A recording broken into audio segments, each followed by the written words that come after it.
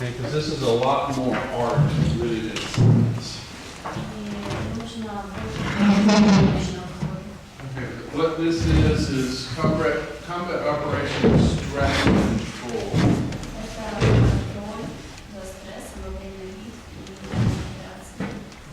And what that means is that we're in the field and a soldier is maybe has been stressed. This is a way to reduce the impact so that he can remain effective while he's in the field. Во время боя, когда солдат испытывает стресс, вот эта техника помогает ему остаться и уменьшить состояние стресса. Now this isn't actually therapy as much as it is first aid. Это как терапия, так и первая помощь. And they call it first aid. Они называют это первой помощью. They call it stress reduction. They call it stress first aid. They call it stress control. Иногда это называют уменьшением стресса, иногда это помощью стресса, иногда контролем стресса. Now this used to say stress reduction, but they changed the words a few years ago. Stress reduction. Раньше чаще говорили уменьшение стресса, но вот недавно появился Because they don't necessarily reduce the stress, they just allow the soldier to control this. Потому что стресс не обязательно уменьшить, но, по крайней мере, солдат смог его. And this is like putting a tourniquet on a leg that's bleeding. Это то же самое, что наложить повязку на перевязать рану, которая кровоточит. It doesn't really fix the leg, it just delays the problems that would occur. Нога сразу же не вылечится, не станет здоровой, но, по крайней мере, мы сможем отложить. So it's like a temporary thing. Это временная вещь. And this is done in the field. Вот это делать на поле боя. Remind me of that. Okay, and so there's some stages to this, there's a method to it. Есть несколько ступеней, как это делать. And we're going to talk about those things. Now, how many of you actually work in a battle zone where you're going to see troops coming back and forth? Кто-то из вас работает на поле боя? None of you, okay. And that's a good thing. But I know there's some who I keep running into every day. I met a woman yesterday who they actually go to the forward areas and work with soldiers. Ну, есть и люди, которые ежедневно там на передовой и работают с солдатами. Now, all of us are going to see soldiers fresh from the field. Все мы рано или поздно видим солдата, которые вернутся с поля боя. Here, they just, they got out of the battle, changed their clothes, got on a marshrutka or got in a truck and came to Dnipropetrovsk. Да, потому что они могут переодеться, сесть в маршрутку и приехать в Днепропетровск. Sometimes they bring the bodies of their dead friends. Иногда для того, чтобы перевести тела своих людей. Okay, so they just left the shoot. Они просто только что покинули поле боя. And one of the things that's done by, I'm going to explain this as how the American military does it, and then we're going to talk about adaptations and things that we can do here. Сначала Чип расскажет, как это происходит в Америке, потом мы поговорим, как мы можем это все применить. And this is very similar to what they do in Israel. So we're talking about combat operations, stress.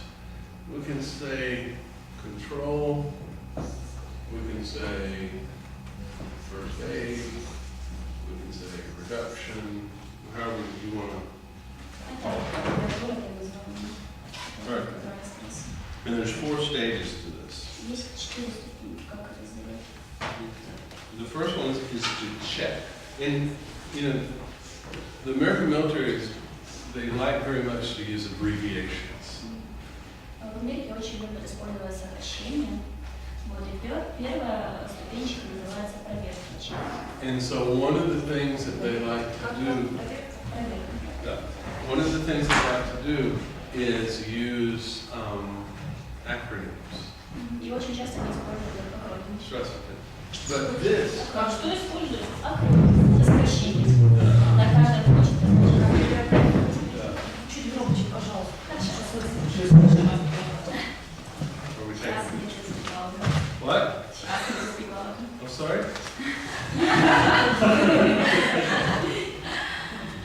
All right, so this is one of the things that I had to learn from my soldiers is that they use a different language, and we've talked about this before. Чип узнал от солдат, с которыми работал, что они используют немножко язык по-другому. Okay, they use a term and abbreviations that I would not know normally unless I asked them. Они используют аббревиации, термины, которые обычный человек не знает, и поэтому чип может спросить, что это значит. Now, y'all all know what a hobbit is, right? Вы все знаете, что такое хоббит? Okay. Well, there's a thing called a hobbit. Но есть вещь, которая называется хоббит. And when a soldier calls someone a hobbit, it's an insult. И если солдат кого-то называет хоббитом, это обидно. Because what they're saying is this person does not go out into the field and shoot.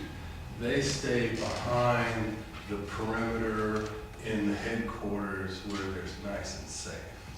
И это слово означает человека, который не идет на передовую, а отсиживается где-то там. And so there's lots of these kind of terms that I did not know. И это, да, это было новое слово. And this has nothing to do with what we're talking about, I'm just giving you an example. Это просто другое. Okay, so fobbits are a bad thing. I don't think the Ukrainians call it fobbits, but there's probably another term for it here. Он не думает, что в Украине называют точно так же. Наверное, есть какое-то другое слово. Словофобия. Словофобия назвать.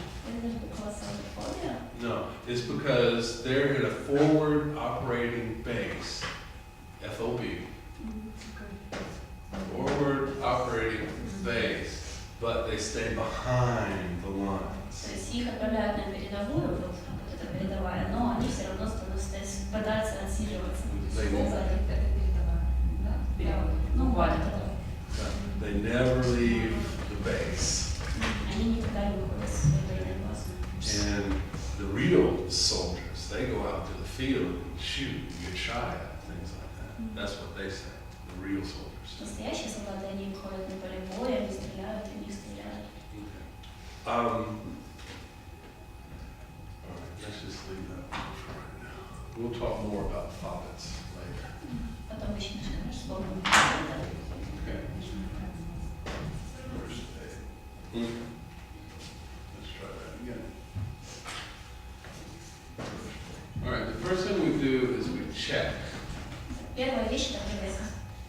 And this is all we're going to be using these in English as the first letter of the word.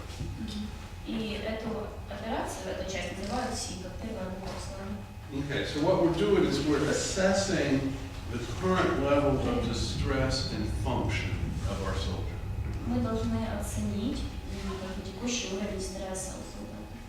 Now, all of this is done one-on-one. This is not done in a group. Это делается лицом к лицу, не в группе.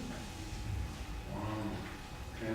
And so there's some questions that we ask that we normally ask our soldiers here. You know, are you having trouble sleeping? Are you having trouble with aggression or anything like that? Мы начинаем задавать вопросы, такие же, какие здесь. То есть, хорошо ли вы спите? Вот, можете ли вы контролировать свою агрессию? Все ли у вас в порядке с этим? We have standard questions that we ask our soldiers here. Это стандартные вопросы, которые мы задаем здесь. But if I ask a soldier in the field, are you having trouble sleeping? He's going to say, of course. Если спросить солдата на поле боя, вы хорошо спите, то понятное дело, что скажет нет. People are shooting at me. Of course I have trouble sleeping. Меня стреляют, как я могу нормально спать? So we don't ask stuff like that. Поэтому там учат. You know? We just ask, are you having any difficulties? You have him explain to you what's going on with him. Поэтому мы просто спросим, есть ли у вас какие-то сложности, чтобы он рассказал, что я могу сказать. How is your ability to do your job? Is it okay? You doing okay? Are you able to function? Как вы считаете, вы хорошо свою работу выполняете? Вот вы можете нормально функционировать? Now, what I'm trying to do is ask an open-ended question so that he can give me as much information as possible. Это открытый вопрос, на который можно получить очень много информации. То есть задача получить как можно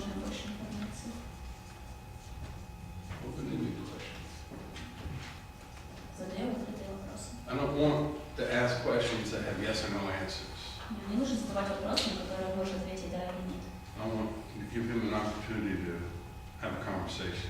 Дайте ему возможность поддержать разговор. Do you have any complaints? Есть ли ему на что пожаловаться? Is there anything I can do? Может ли Чип что-то сделать для него? Now, both of those are yes or no questions, but it also has an opportunity for them to explain. В принципе, это вопрос, на который можно ответить да или нет, но они также дают возможность дальше объяснить. What do you need to help you do your job better? Что вам нужно для того, чтобы сделать вашу работу лучше?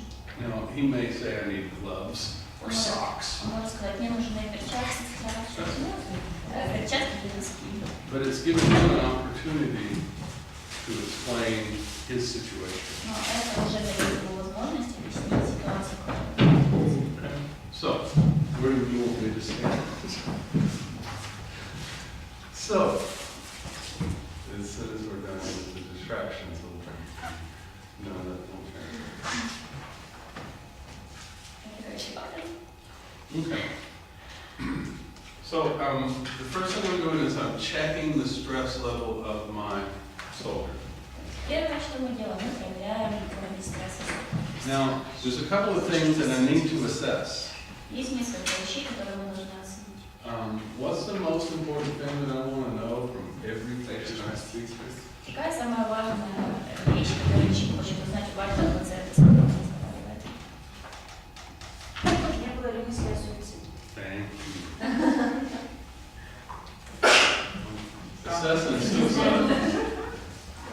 Да, мы должны оценить его склонность к суициду. Do soldiers shoot themselves in the field?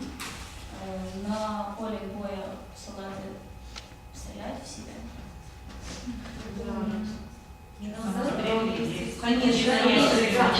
Конечно.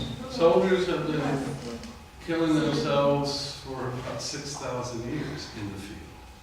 Более 6000 лет, как солдаты сами себя убивают. The first account that I can remember, first documented account, was about 6,000 years ago. Первый задокументированный, впервые он встретил этот документ, который был написан 6000 лет назад. All right, now, one of the things that I've run into recently is a risk of homicide among my soldiers. Murder. Suicide, murder, suicide, homicide. То есть еще мы должны оценить склонность человека к убийству. Может ли он кого-то убить? Shooting their fellow soldiers, Может ли он убить своего друга солдата? or at least the risk of doing this. Или, по крайней мере, есть ли риск того, что он это сделает? Now, if you're in the field and there's nobody but you and this other guy, and people are shooting, if you shoot him, Если, допустим, who's going to know? если вы на поле боя, все друг друга стреляют, а вы рядом со своим компаньоном, напарником, вы его можете застрелить, об этом никто не узнает. Now, this is also an old problem. Но это тоже проблема. I know. Друга. Please. Друга может быть нет, а командира может. I was just about to go there. Сейчас поговорим. That there's a thing in the American military. It's called fragging. В американской армии есть вещь, которая называется Or you frag someone. фрэггинг. Сейчас нам расскажут, что это такое. And what that means is that when a hand grenade explodes, it sends fragments out. What? A hand grenade, a pomegranate, a handheld bomb, you pull a pin out, you throw it.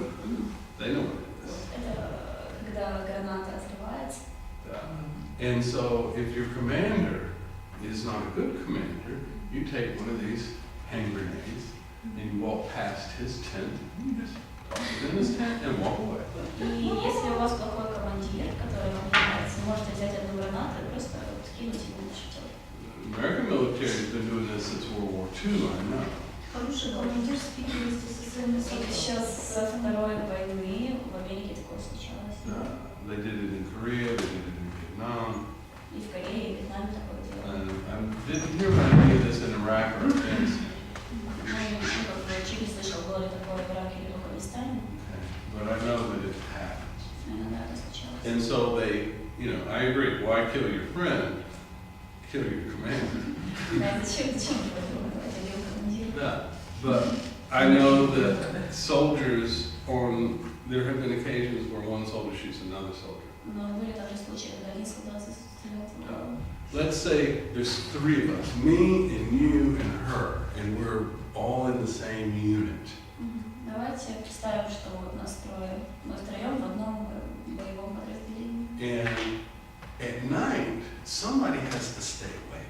А ночью кому-то нужно стоять на страже. And so it's your job to stay awake from 2 in the morning till 4 in the morning. Вот, к примеру, вы должны стоять на страже с 2 до 4 ночи. And you fall asleep. А вы уснули. And at 3 in the morning, my friend is shot by the enemy because you were sleeping. И в 3 часа его друга застрелили, потому что он уснул. I might shoot you later. Он может захотеть потом вас застрелить? You understand? And this is the kind of stuff that we need to be assessing. И нам нужно оценить возможности этого. What is your stress level in the field? Какой у вас уровень стресса на поле? What's happened to either raise your stress level or reduce your resources for handling your stress? Что случается для того, чтобы усилить вашу способность противостоять стрессу или, наоборот, подвергнуть вас этому стрессу? Okay.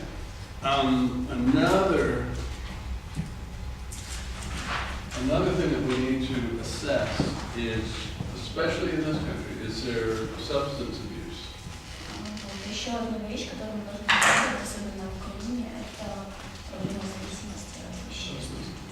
I know that in forward operating areas, there's a lot of alcohol. На передовой обычно много алкоголя. It's been a problem since Korea. It's probably been a problem since our American Civil War. Это проблема, которая возникла в Северной Корее с гражданской войной.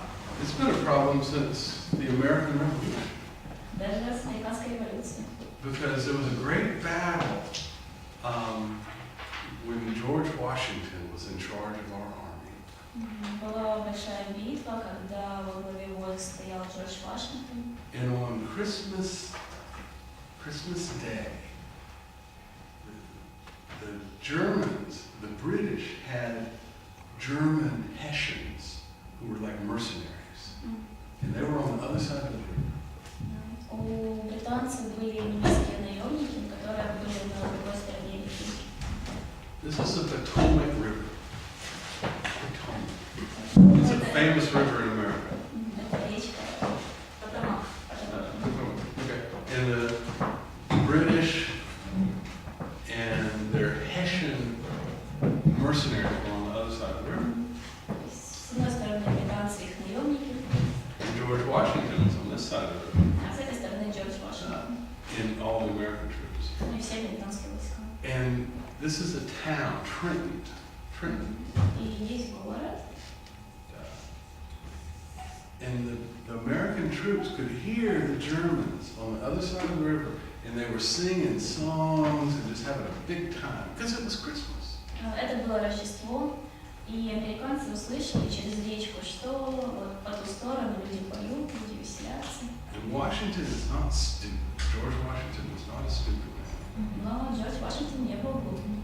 So he said, if we cross the river before daylight, those Hessians will be drunk and asleep. И Джордж Вашингтон понял, что если они перейдут речку до рассвета, то вот эти наемники будут пьяные и будут спать. Now this was a very professional army. The Hessians were. Это была очень профессиональная армия. Mercenaries. Но они были профессиональными наемниками. George Washington's army were farmers. Армия Джорджа Вашингтона это были фермеры, Volunteers. волонтеры, добровольцы. He crossed the river with just a few people and captured Trenton. И он перешел на ту сторону реки только с несколькими, он взял несколько человек, и они взяли их в плен. So substance abuse is a huge hazard in the military.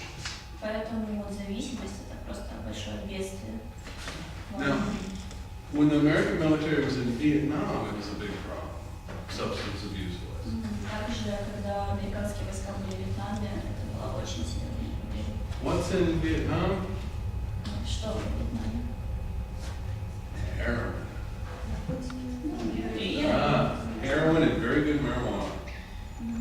марихуана. And so there was a huge problem with soldiers smoking pot and shooting heroin in these forward operation areas. Поэтому даже на передовой солдаты очень много употребляли эти наркотики. You know, if you're on leave, if you're having a vacation for the military in Dnipropetrovsk, it's still a problem for drinking, but when you're in the field, no one's watching you. You can pretty much do whatever you want. Сейчас проблема в том, что когда ты возвращаешься с военной операции домой, вот, здесь ты пьешь, и все думают, что это проблема. На передовой, в принципе, никто за тобой особо не следит. And you're under a lot of stress. И вы испытываете много стресса, And you can't sleep. и вы не можете спать. So if you drink a little bit, why not? Поэтому, если вы немножко выпьете, почему бы нет? We had a soldier tell us, this is what we're going to do. We're going to drink in the field. Ну, и часто солдаты говорят, что мы должны это делать. That young man told us that right up there. And so these are the problems. This whole George Washington Hessian thing, that's a result. Вот именно в результате этой проблемы, этого злоупотребления у Джорджа Вашингтона получилось взять в плен этих наемников. If you're drunk and you're high and you're not prepared for battle, the enemy has the advantage. Если вы пьяны и вы не готовы к битве, то у врага есть преимущество. And your ability to fight has been greatly diminished. И ваша способность сражаться, она падает. I don't tell them not to drink when they're in the field. I don't tell them not to drink. I just tell them, this is what's going to happen. Чуть не говорит не пить на поле, он просто говорит, что может случиться. Now, some of my soldier friends don't like it when their other soldier friends are drunk. Don't want, some of my soldier friends don't want the other soldiers drunk. Есть такие солдаты, вот это даже группщика, которые не хотят, чтобы их друзья пили. Because if I'm drunk, I can't protect him. Потому что когда я пью, я могу его защитить. Now, if I'm drunk and I get killed, that would seem to be my problem. But it's also his problem. Если я напился и меня убили, то это моя проблема, но теперь также его проблема. Okay, so it's not just I'm going to do whatever I want because no one's affected with me. No, it affects everybody. Дело в том, что я отвечаю не только за себя. То, что происходит со мной, влияет также на многих людей. If I'm in the war here and my family is back in Melitopol here, and I'm drunk and I get killed, it makes them at more risk at home for the war to come to them because I'm not an effective soldier in the front.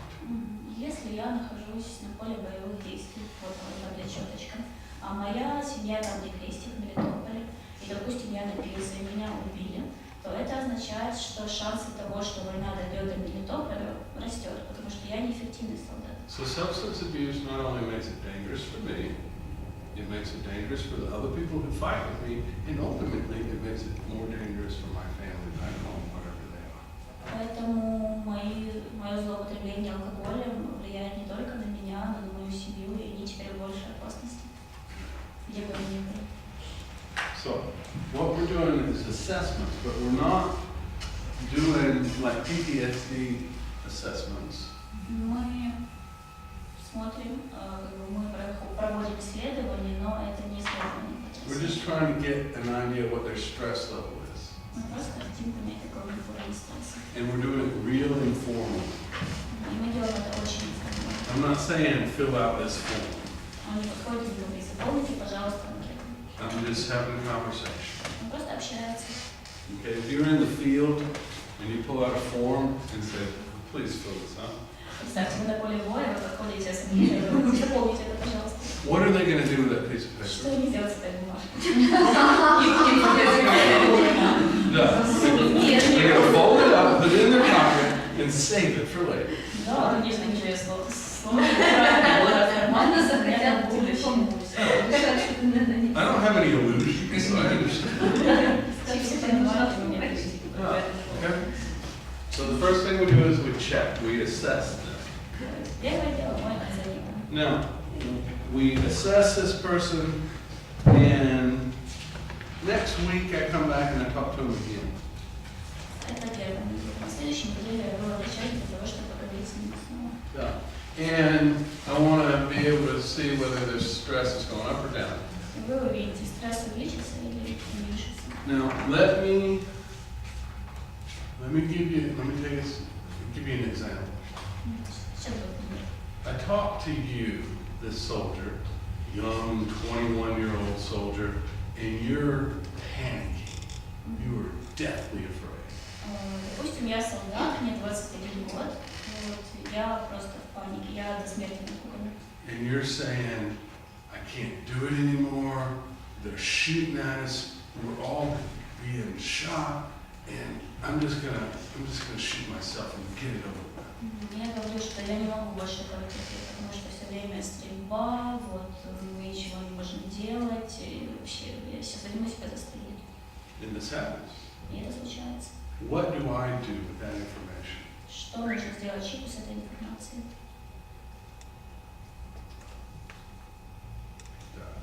It's a big problem. Просто комментарий. Well, in the American military, that's exactly what I would do. Но в американской армии он так и сделал. If I do that here, what's going to happen? Что случится, если мы сделаем это здесь? Солдаты очень обидятся. Есть Есть небольшая проблема, когда вот его на какое-то время изолируют, чтобы он пришел в себя. Да. Если есть возможность, да. А если нет возможности? Duh. And sometimes that's all we need. We're going to talk about this in just a minute. Да, так и нужно поступить. Sometimes that's all we need. That's not very likely, is it, that he's going to get a little rest because he's upset? Да, но вот возможность того, что ему дадут отдохнуть из-за того, что он расстроен, очень маленькая. Дадут. 100%. Ну да. They're going to Еще и say, пошлют вперед куда-нибудь, еще поближе туда. well, there's a very famous case. There's a very famous case in my military in World War II where a very big general slapped the soldier because he was crying. Во Второй мировой войне было очень известное такое происшествие, случай, когда командир подошел к солдату и дал ему пощечину за то, что он плакал. This was a major commander. Y'all might have heard of this name. И это был не простой командир, это был майор. И что? General Patton, he slapped a soldier who had PTSD. И он просто ударил солдата, дал пощечину, у которого был ПТСД. Now, Patton back then, because this was in the 1940s, World War II, Но это было во время Второй мировой войны. back then the attitude towards PTSD was different than it is now. Тогда было совсем другое отношение к ПТСД. And Patton thought this man was just a coward. Да, и вот Пэттон, этот генерал, подумал, что этот человек был просто трусом. And he threatened to shoot him. И он пообещал, что угрожал ему застрелить его. But they said, the soldier was in a hospital. Причем солдат был в больнице. And Patton's going around giving medals to the wounded soldiers, and he sees this soldier over here crying. В этот момент командир шел по госпиталю, он раздавал медали раненым солдатам. И он увидел, что этот солдат плачет. And he slapped the soldier, and he said, Он дал ему пощечину. he slapped the soldier, and he said, I want this coward out. И он дал ему пощечину и сказал, что я не хочу, чтобы этот трус ходил на поле боя. And if you doctors don't get this soldier out of here, I'm going to shoot him myself. И он сказал, что если врачи выпустят этого солдата, то он застрелит его сам. Now, Patton was fired for this. За это его уволили. Хороший командир. Уволили? Уволили командира. He was one of the greatest commanders we've ever had. Он был одним из лучших командиров, которые когда-либо было в мире. And they fired him, Но его уволили. sent him back to London. Отправили обратно в Лондон. And he stayed there for, I think, 7 months. And then they put him back in the war. И он там 7 месяцев был в Лондоне, потом его все-таки вернули обратно в Лондон. So commanders don't always understand. Командиры не всегда понимают. That's one problem. Это одна проблема. Another problem is commanders don't always have a choice.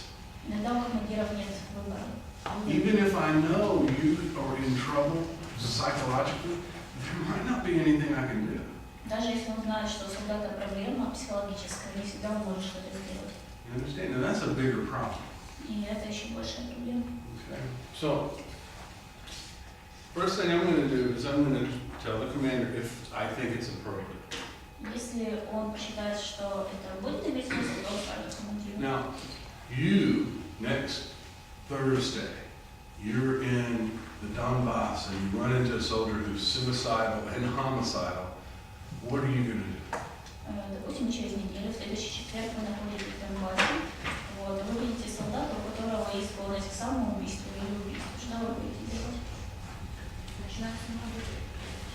Нет, это предупредить командира в первую очередь, Сейчас он больше старался а потом только начнет работать. Зачем страховку?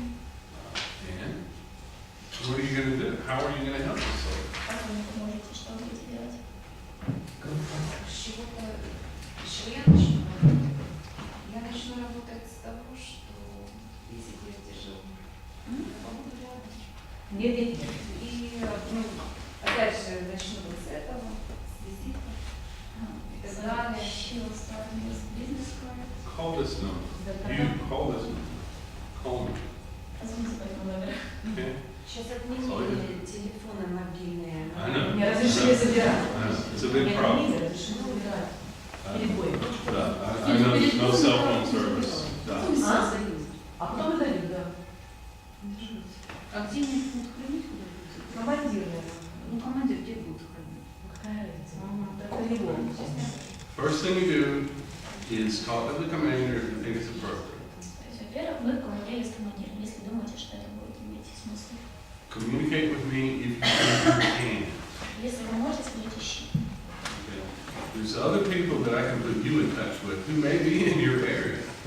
Возможно, он даст вам связь, какие-то контакты других людей, которые могут быть в одной области с вами. Okay? That's why we do it the way we do it. I get contact information from everybody I talk to if they'll give it to me. Да, если вот люди дают чипу контактную информацию, он ее собирает. Especially when I run into yes, my question. А если попробовать, ну, сначала поговорить с ним по душам, да, активное слушание, а потом попросить у него взять расписку, что он хотя бы в ближайшие 5 дней или 10 дней не совершит суицид. Да, да. Постоянно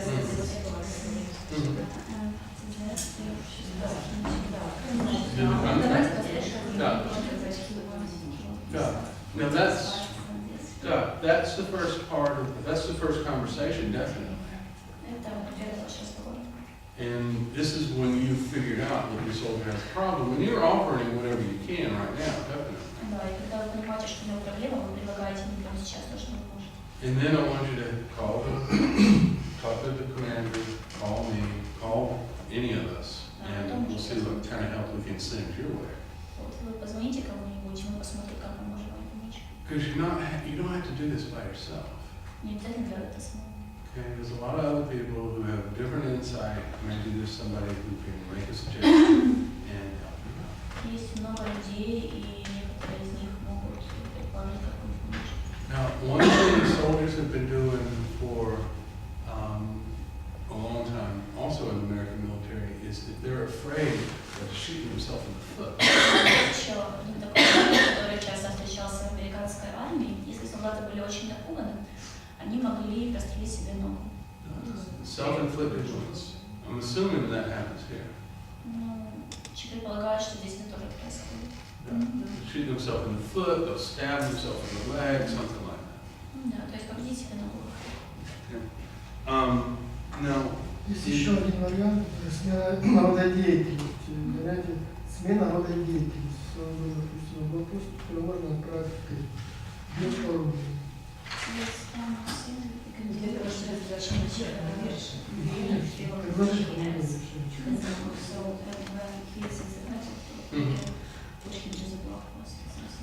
yeah, and does that happen? И так произойдет реально. Ну, командир решает, конечно, принимает. That's what the commander. Yeah. But what are some of the problems with that? Да, но какие могут возникнуть с этим проблемы? Может быть, такая реакция. Всегда, есть же какая-то иерархия в армии. Один командир, а непосредственный может дать, сказать нет. я не согласна, и точка не может здесь. И там No. и там очень много. That's what I'm saying. There's a lot of, he needs him right where he is. That's what I'm saying, the commander often does not have a choice. Да, часто у командира даже нет такого выбора. I can't afford to send you back because there's only 10 of you. Я не могу вас куда-нибудь отправить, потому что у вас 10 человек. If I get rid of one of you, Нет, that's 10%. Если у вас останется будет еще больше, Да. Если я одного отпущу, то у вас останется 10, 9, это 10%. если он останется, их останется вообще 7.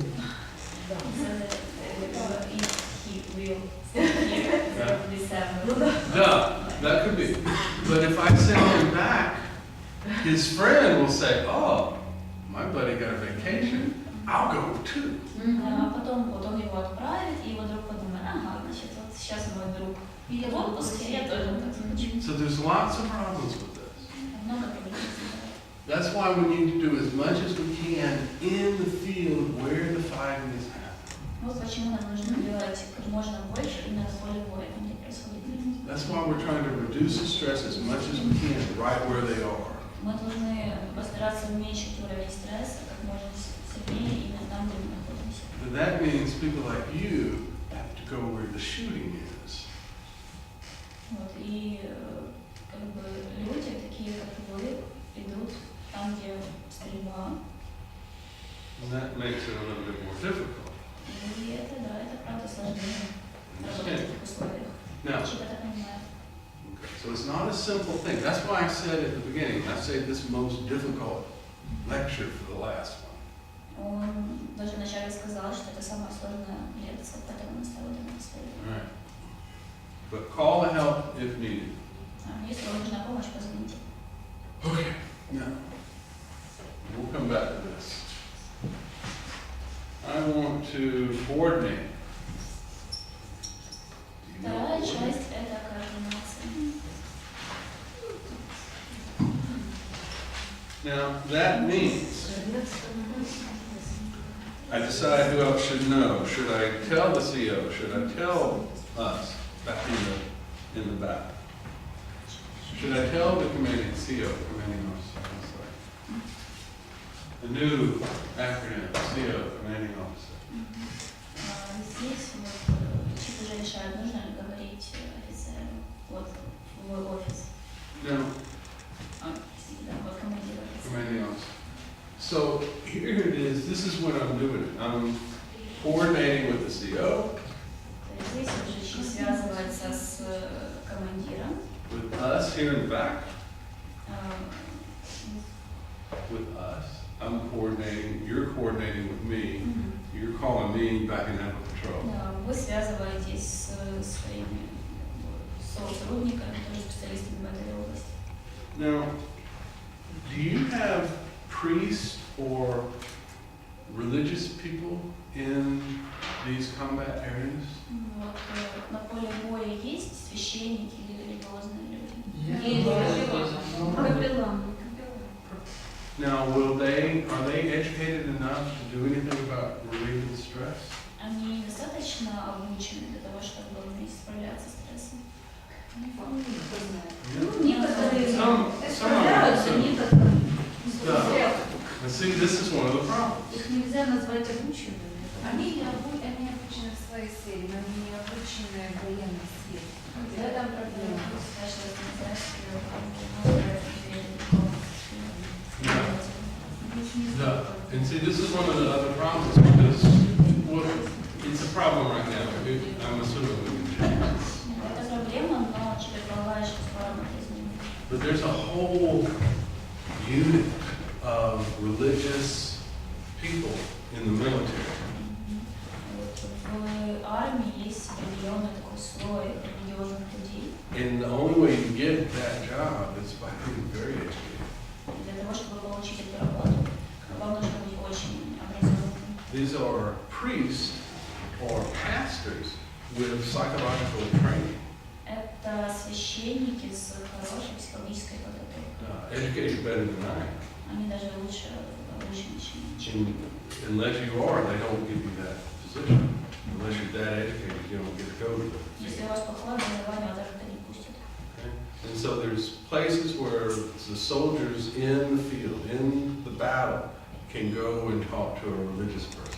И солдат на поле боя может пойти поговорить с этим священником. So what it sounds like you're saying is that we need to educate the religious people who are going into the field. Поэтому нужно давать им хорошее образование. Священникам на поле боя. Can we do that? А мы можем это сделать? Ну вот в Киеве было недельное обучение именно для капелланов 2 недели назад. Капеллан — это штатная должность в войсках, Да. а священник — это добровольец. Там как бы два очень. It was a training for priests. И он говорит именно об истине. Yeah. Уже не Yes, говорит the о terms добровольце. of police now, as a call of volunteers. Yeah. Наши все так бывают. Все так тоже. Они без должности. Нет, ну вот у нас вот наш отец Дмитрий, потом Окей. капеллан, он был призван. То есть он официально был перед концертом батальона. У нас призван, они все за что у нас происходит. Они не образованы для военных. Well, our priests, I know several priests who were asked to leave the Надо даже field. представить себе, где должно происходить сейчас это образование, потому что в Украине есть большая проблема раскола между там московским патриархатом и украинским патриархатом. Пока они там ссорятся между собой, даже некому давать это образование правильное.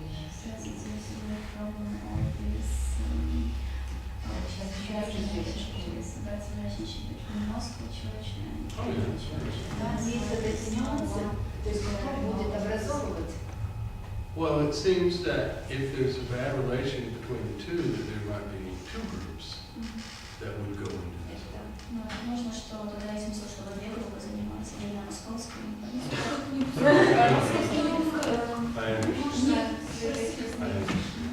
смотрите, там наши капелланы, которые работают у нас, это практически все представители не православных ветвей, это либо протестантские ветви, либо еще какие-то новые церкви, которые у нас есть.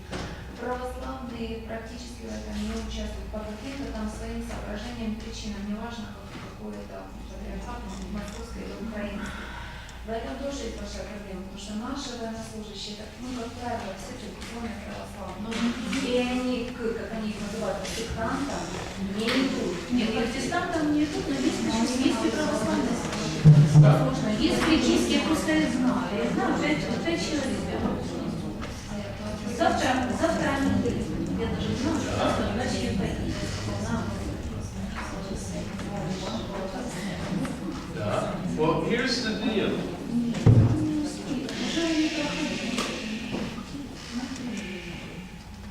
Now we know what the problem is.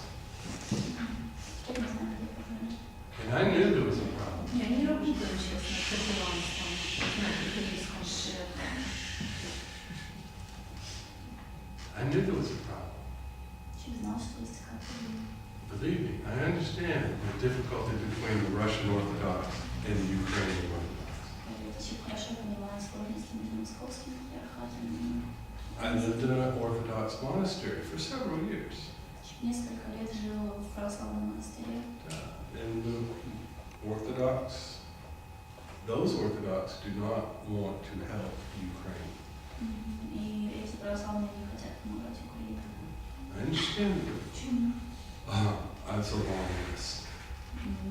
It's a long list of reasons. Okay, I know what the problem is. I need you to tell me what's the solution. Но сейчас важное решение. Okay? What are we going to do? Что мы можем сделать с этим? Now, I have Catholic training. I have Catholic training. Учеба есть католический опыт. I have Russian Orthodox training. Я также прошел вот обучение русской. I have Protestant training. Также он знает протестантизм. The chaplains, the religious people in the American military are referred to as chaplains. Люди, которые, ну,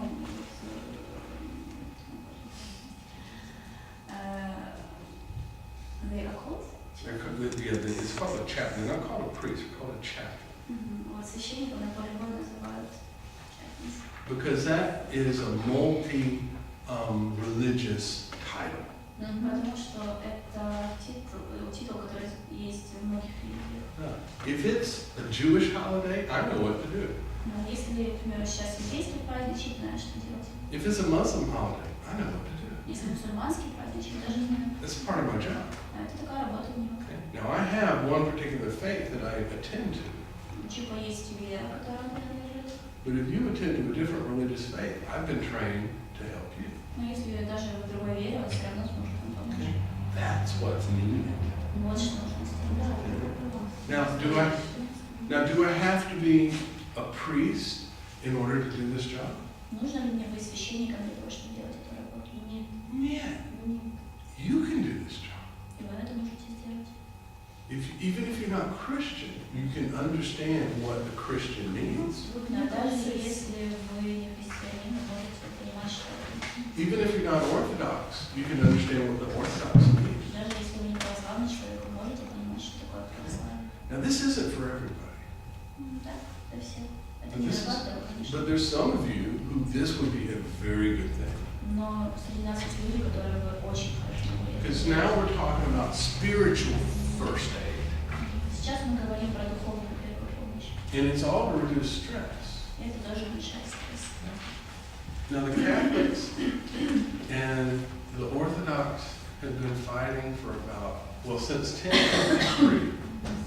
Католики православные сражались, вот они были такие споры с 1053 This is года. an old problem.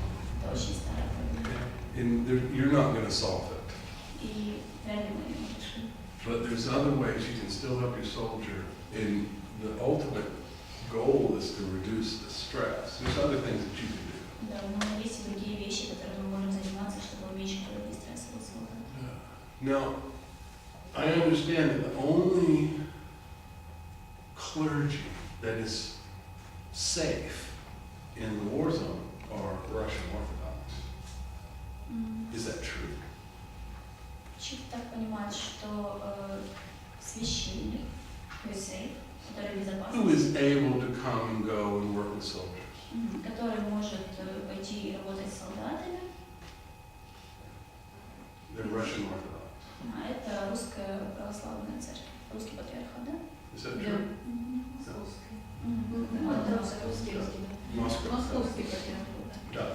And so, are there any of those who are able to help Ukrainian soldiers? А есть ли не в тех, кто могут помочь украинским солдатам? Есть. Да, Есть конечно. несколько вообще примеров. Есть монастырь, который стирал им одежду.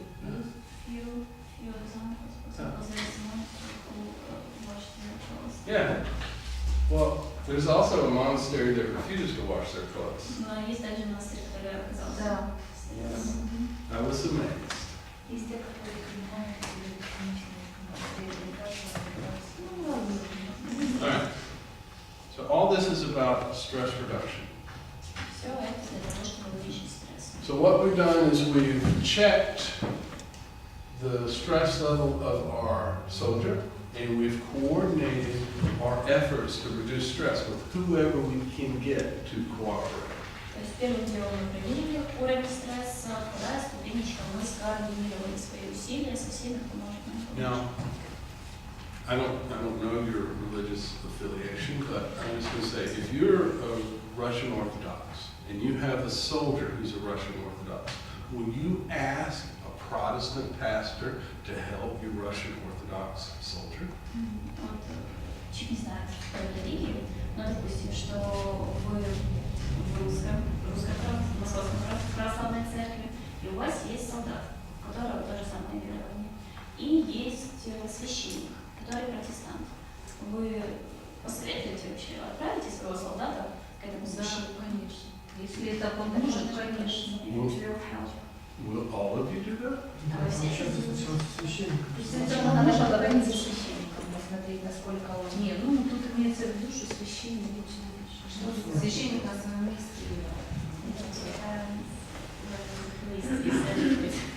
Well,